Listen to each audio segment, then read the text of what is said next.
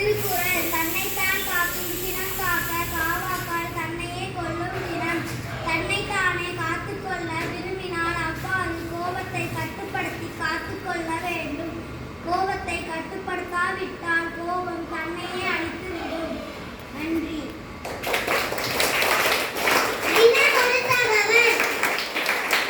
அனைவருக்கும் வணக்கம். என் பெயர் சாஸ்திகா சுகஸ்ரீ. வகுப்பு 4, ஊராட்சி ஒன்றிய தொடக்கப்பள்ளி, சேரன் மகாதேவி, திருநெல்வேலி மாவட்டம். தினம் ஒரு தகவல். மின்னணு கழிவுகளை எரிப்பதால் வெளியாகும் நச்சுவாயு சுவாச நோய்களை உருவாக்கும், உடல் நலத்தை பாதிக்கும். நன்றி.